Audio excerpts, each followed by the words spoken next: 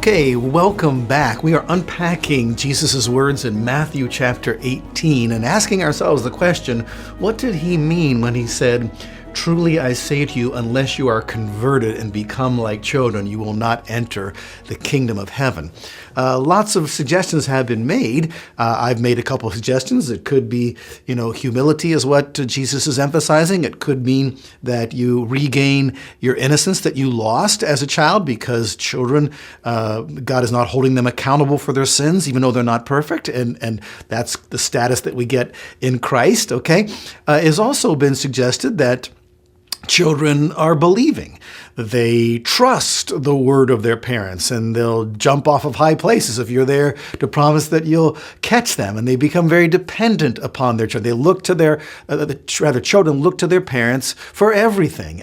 They have a very dependent relationship upon their parents. And so perhaps that is what Jesus meant, or perhaps that's part of what he meant.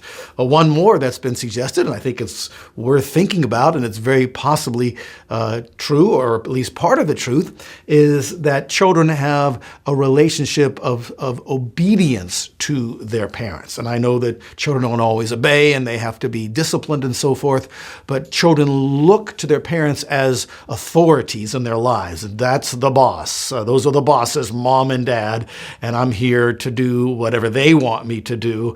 I don't exist apart from them. And certainly that's a component of what it means to be in Christ and to be saved.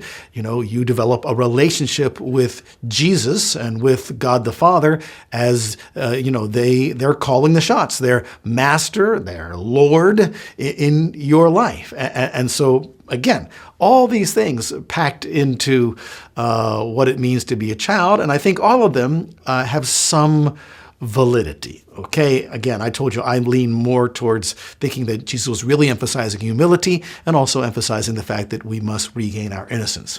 So there's that, and then we come to the real answer to their question, because their question in verse number 1 was, who then is the greatest in the kingdom of heaven? And so now Jesus answers it in verse number 4, whoever then humbles himself as this child he's standing beside him, who he's got in his arms, he is the greatest in the kingdom of heaven. And although Matthew doesn't say it, if you read the same story in the other synoptics, let's see, in Mark chapter 9 and verse number 35, the first thing that Mark records Jesus saying in this instance was, sitting down, he called the 12 and said to them, if anyone wants to be first, he shall be last of all and servant of all. And so, that certainly, to be a servant requires above everything else humility, not to think more highly of ourselves than we ought. And that's a tough one. I tell you what, we're all so self-centered, and myself certainly included. Yesterday, I was flying home from Canada, visiting someone up there, and sitting on those little tiny airplanes, that seats, 40 or so people or 50 people, and they really cram you in there. And I had the emergency aisle exit, and so I had the most amount of leg room of anybody in the entire plane. There was no first class in this little plane. Everyone was the same, but I had the best seat because I'm a frequent flyer and I can get the best seat. But the guy behind me was really tall, and he was sticking his feet up underneath my seat, and I could look down and see his feet underneath mine. And I was sitting there trying to type away, working on stuff, and he kept tapping my feet with his feet, and I was just getting, a little bit upset and say, stay within your own territory, mister. This is my space and so forth. And really frequently found myself for the first half of the flight annoyed by it until I adjusted my attitude. No, wait a second, David. Who are you? You've already got the best seat in this flight. This guy's a tall guy. He could use the extra room. Just move your feet out, David, and you'll not be bothered by this guy. But I'm just saying all that just so, you see, when we're proud and we think that we're somebody anybody special.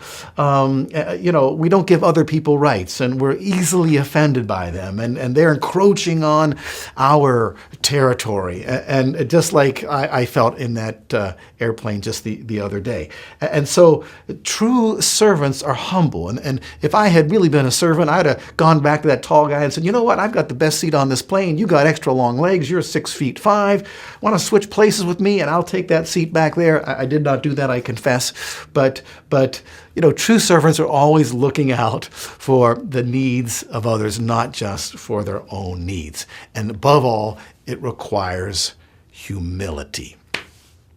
And that's what gets us, first saved, humbling ourselves. And as we continue to humble ourselves, as it's demonstrated by our serving others and putting the needs of others first and making sacrifices on their behalf and viewing ourselves as I exist to serve. I'm a servant first of God, and then I'm a servant of others because I love God with all my heart, mind, soul, and strength, and I love my neighbor as myself. All of this, is a result of a true servant's heart, a heart of humility. So, we have the answer. Do you want to be great in God's kingdom? All the disciples, the 12, wanted to be great in God's kingdom. They were all trying to push their way to the top and exalt themselves. But the way up in God's kingdom is first down. Wow, what a backwards, upside down kingdom this is. And we become great in God's eyes by serving others. And so there's going to be many who are first now who will be last then, and vice versa, many last who will be first. Why?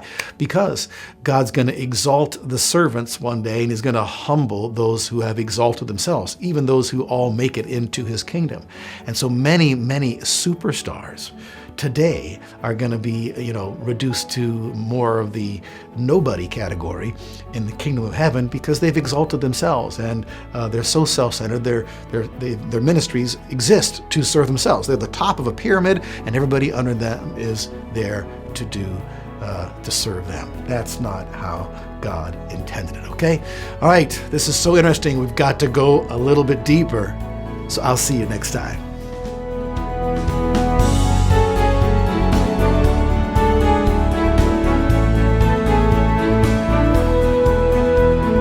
HeavenWord 7 is made possible by the financial support of viewers like you. Thank you.